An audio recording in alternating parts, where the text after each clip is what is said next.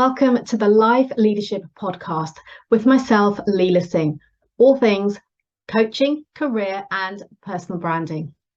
This podcast is for ambitious career professionals like you, wanting to create a life of choice and freedom, to be, do, and have more through overcoming limitations, to develop new perspectives and insights, and to redefine your success, be that in work, health, relationships, and so much more.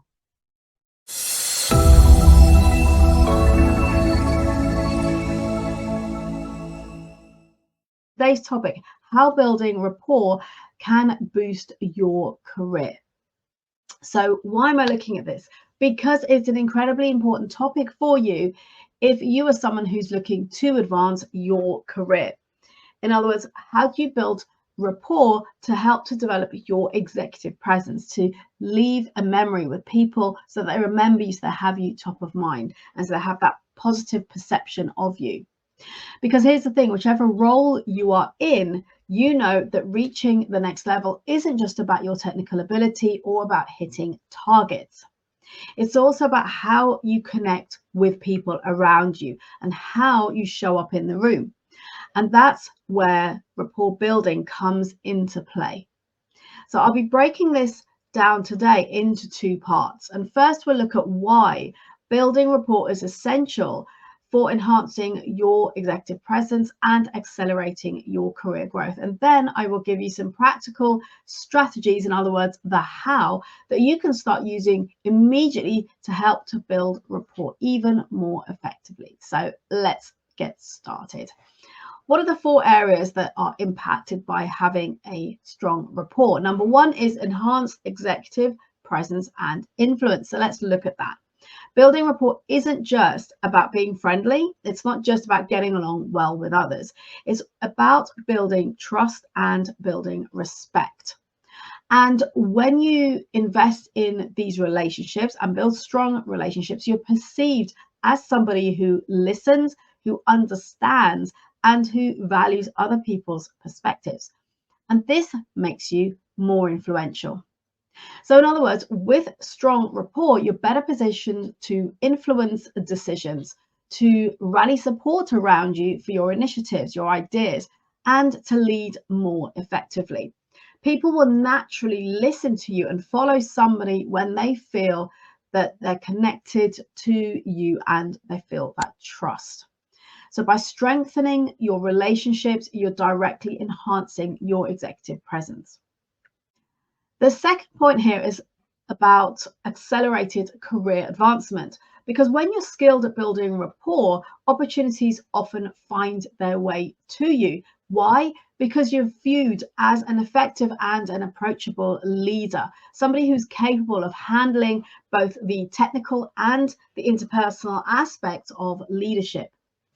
In other words, this ability to connect and have others feel easier and secure around you will buy in to your ideas, to your projects, to your initiatives. You'll be able to effectively lead and influence your teams, as well as positioning yourself as a key player within the organization. And all of these factors, all of these attributes can lead to faster promotions, to more leadership opportunities, to have people having you top of mind for that decision-making process. And so if you are somebody who is aiming for the next big step in your career, honing your rapport building skills is crucial. Number three, let's talk about improved work-life balance, something everybody is striving towards.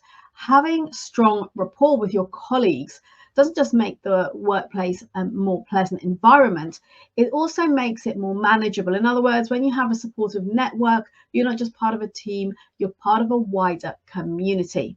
And this sense of community can make it much easier to manage your workload. In other words, you can share the load when you're dealing with tough projects and navigate those daily challenges.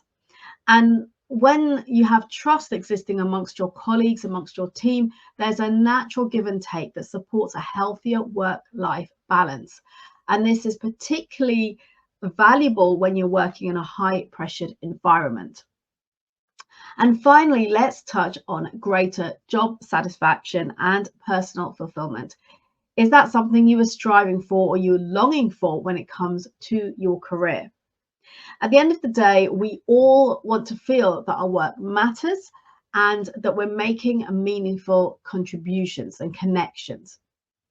So, building rapport creates that positive work environment and it enables greater collaboration and mutual respect. And that then becomes your standard. And when you work in that environment that values connection, it makes it easier to enjoy your daily interactions, to feel supported, and to experience less stress because you have that support around you. And this isn't only to enhance your professional life, but it also leads to more to a more fulfilling personal experience. And in other words, it's not just achieving your career goals, but it also helps to create a workspace or work environment where you enjoy spending time, you enjoy working with and collaborating with people around you. So you might be thinking, well, what are the strategies for developing these rapport building skills? Because I've spoken to you now about why it is so important, the impact it can have both personally and professionally.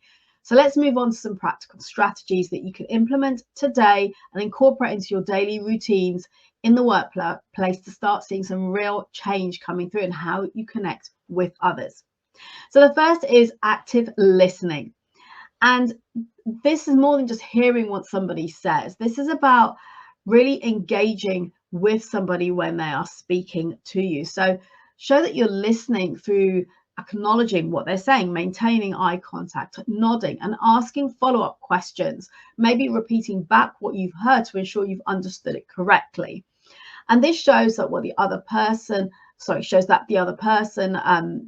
recognizes that you're valuing what they have to say, their input, and you're genuinely interested in what they're saying. Number two is finding common ground. And this can be through your shared interests, mutual goals, or even similar challenges that you're facing currently in the workplace. And it could be as simple as discussing a shared hobby, maybe it's the football, another sport, the Olympics, or professional interest, something you both have in common. So finding those common ground, finding common goals. And those commonalities will make your interactions more personal and less transactional, which enables you to build stronger connections with people. Number three is be authentic. In other words, don't try to be somebody you're not. And I see this so often. People put on a facade, a mask that really isn't them. Think about the energy that you're investing in that when you can actually put a lot less energy into simply being authentic. Because why? Authenticity builds trust. So when people see that you are genuine in your interactions, they're more likely to trust you. And this means being honest, being open, and showing up as your true self. Number four is show empathy, something you will have heard spoken about a lot, particularly over the last few years since the pandemic. And understanding and acknowledging the feelings and perspectives of others goes a long way. This doesn't mean you need to agree with them or with everything they say, but showing that you care, showing about that you recognize and understand other people's feelings, that helps to build strong emotional connections as well as rapport. And simple gestures like recognizing a colleague's hard work or a win that they've had, or perhaps offering some support when they're going through a tough time. All of these things show empathy or demonstrate empathy from your part. Number five is consistent follow-up. This isn't a one-off exercise. And this is something that comes up a lot with clients that I work with when they're in the job search market, because oftentimes I haven't considered the value of maintaining and building connections and maintaining that level of rapport. So now it becomes an exercise that is almost necessary in order to start making people aware that they're in the job market. So what I want to emphasize here is that this is about consistency. Like most things in life where we want to achieve success, consistency is key. So building rapport is not a one-off event. It's an ongoing process. Follow up with your colleagues regularly, with your teammates, even with people outside your direct team, your broader network, people in your industry. And this could be a quick check-in, maybe sharing some relevant information that might be useful for them, or simply showing an interest in their well-being, going back to finding common ground. Maybe it's a sport and there's just been a game with their favorite team. You could just check in with them, drop them a little message, or something that's happening in your industry or in your workplace that you know somebody else will either empathize with or acknowledge or recognize, or that there's maybe an underlying sense of humor around something that's occurring out in let's say with your sports team at the moment. So think about things where you can hone that consistency through finding that common ground, that commonality. And this consistency with doing so, this reinforces that connection and keeps those relationships strong, maintains them over time. So there you have it. By understanding the importance of rapport building first and foremost, and then applying these really simple strategies, you can significantly impact and improve your executive presence. It also helps you to accelerate your career growth, to improve your work-life balance, as well as enjoy a much more fulfilling life. So I hope these insights and strategies have given you a clear roadmap for developing your rapport building skills. And if you have any questions, do please pop them below in the comments and I will come back and respond to you, and we can keep this conversation going. And remember, the key to standing out as a leader isn't just about what you do, but how you connect with the people around you. And this is why rapport is so essential. So keep building those relationships, and I will see you same time, same place next week.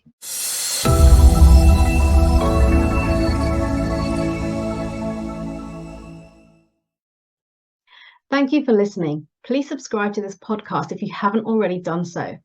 And if you enjoyed and gained value from today's episode, then do please leave a review telling us your key learnings and what you enjoyed the most. And do please share this podcast with your friends and colleagues so we can spread the word on life leadership, creating a life of choice, freedom, and new possibilities. Connect with me directly on LinkedIn, and if you would like to learn more about how we can work together, either DM me on LinkedIn or email me. All details and resources can be found in the show notes.